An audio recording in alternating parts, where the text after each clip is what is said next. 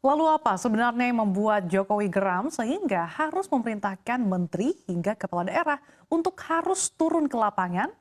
Apakah benar harga di lapangan tidak sesuai dengan yang dilaporkan? Simak liputan Jangan Asal Bapak Senang berikut ini.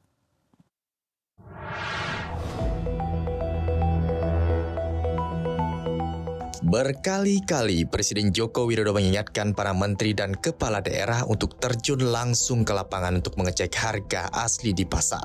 Menurut sang kepala negara, sistem asal Bapak Senang atau ABS tidak lagi menjadi pedoman para pemimpin. Karena faktanya, banyak kejadian nyata di lapangan tidak sesuai dengan laporan yang diberikan ke pimpinan. Tolong Bupati, Wali Kota, Gubernur sering-sering masuk pasar, cek betul di lapangan, apakah data yang diberikan itu sesuai dengan fakta-fakta di lapangan. Jangan sampai, udah nggak musim lagi sekarang ini, yang bawaan ABS, Pak, baik Pak, nggak ada yang naik Pak, harga stabil Pak, saya cek langsung lapangan.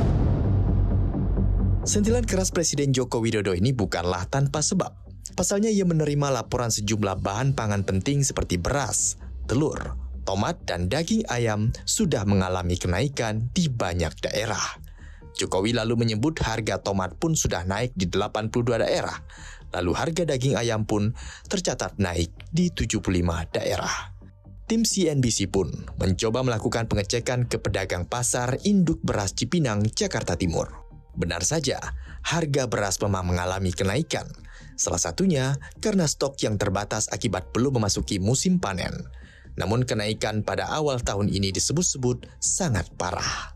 Kenaikan harga yang terpantau merangkak perlahan sejak Agustus 2022 kemarin hingga 2023 telah mencapai kisaran Rp3.000 per kilogram. Kenaikan tinggi terjadi pada dua jenis beras yakni Pandan Wangi dan beras jenis IR42 hingga mencapai Rp4.000 per kilogram. Beras jenis IR42 atau dikenal dengan beras perah yang bisa diolah menjadi nasi goreng, tupat, sudah naik pula. Terkait beras impor, pedagang mengaku belum menerima produk beras impor. Beras Bulog yang masuk ke pasar berasal dari stok dalam negeri. Saya dengar ada kenaikan harga beras ya Pak? Oh, hampir berapa bulan ya? 3 bulan terakhir ini hampir tiap hari naik. Hampir tiap hari kenaikannya dari awal dulu berapa, sekarang berapa Pak? Dari harga normal udah berapa ya? Rp3.000 kan. Per liter berarti ya? Per kilo. Keadaan seperti ini pernah terjadi nggak sih sebelumnya? Dan kalau misalnya gitu kira-kira kenapa sih bisa kayak gini? Pernah.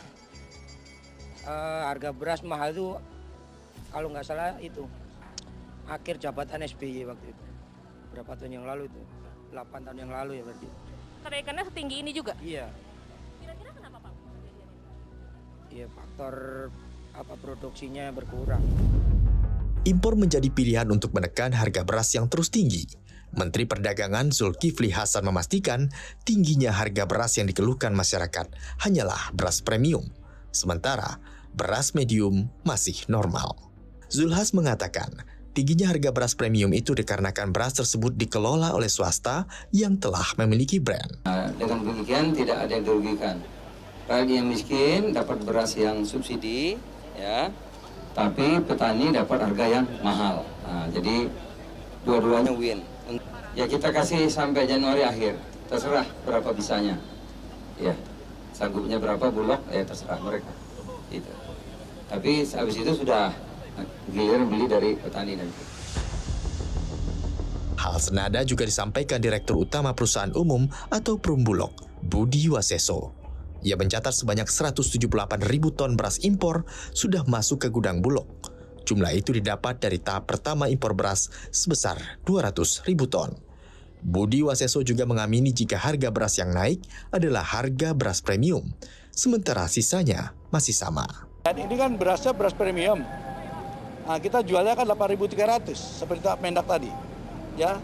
Nah, ini kan tadi teman-teman ya, kalau lihat tadi visualnya, beras ini kalau di pasaran di Indonesia harganya 11.000.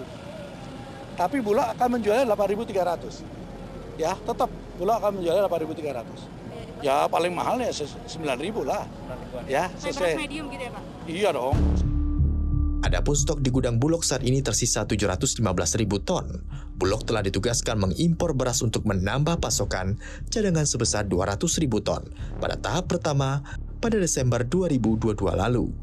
Kemudian 300.000 ton lagi untuk tahap kedua pada awal tahun ini. Namun Bulog baru mengimpor beras sebanyak 120.000 ton. Buas berjanji akan memenuhi penugasan impor tersebut paling lambat pada 16 Februari 2023. Ya, semoga saja Presiden Jokowi tak lagi kesal dengan bawahannya dan para menteri maupun kepala negara dan kepala bidang tertentu mengecek langsung ke bawah dan jangan asal bapak senang.